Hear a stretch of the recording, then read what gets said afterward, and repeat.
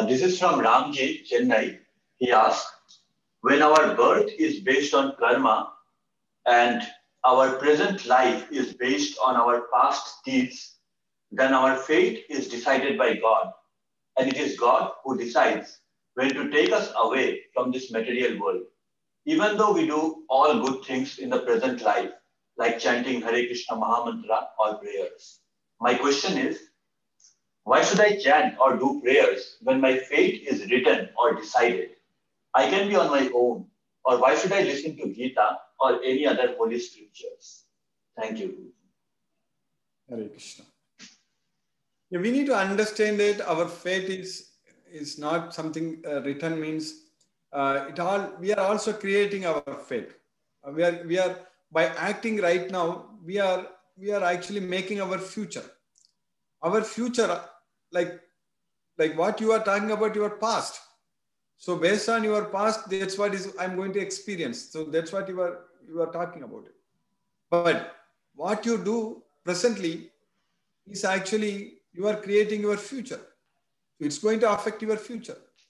So if we now take shelter into this Bhagavad Gita knowledge, if we study Bhagavad Gita, understand Bhagavad Gita, and worship Krishna, like you said that why should I chant?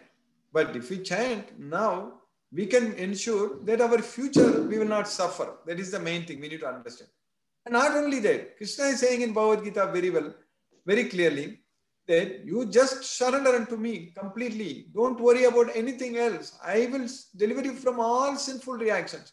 You do not fear. So that way, we can erase all our past deeds, everything, just by getting this knowledge, taking shelter into this Bhagavad Gita and surrendering unto Krishna, you can completely erase everything. So it is possible. That's what Krishna is saying in Bhagavad Gita. You just surrender unto me, I will remove you, I will remove all the sins. Sarvadharman parityajya mamekam saranam braja aham tvam sarva papebhyo mokshayisami ma suchaka. So that way we can not only we can eradicate all our past sinful reactions, and also we can ensure that in future we are not going to get any more sinful effects, sinful reactions. So because when we surrender, Krishna says that Chipram bhavati dharmatma sasva chantim negachati. So my devotees, when they surrender unto me, so then very quickly they become righteous and they attain everlasting peace of mind. So that's why even if one considers himself to be the most sinful person, but if he gets into the boat of knowledge, he can cross beyond the ocean of material miseries. That's what Krishna is teaching us in the 4th chapter. Many times I have quoted this sloka in the past. Apichetasi papebhyaga sarvebhyaga papakrittamaga sarvam jnana plavenaiva vrijinam santarisyasi. So if we just get into this boat of Bhagavad Gita knowledge, we will be able to cross beyond the ocean of material miseries. So that way the opportunity is there for us. And this Bhagavad Gita is available for everyone. And Krishna is equal to everyone. Samogam sarva bhutesu. Name dvesya usti napriya. I am equal to everyone. I envy no one, nor am I partial to anyone. Krishna is equal to everyone.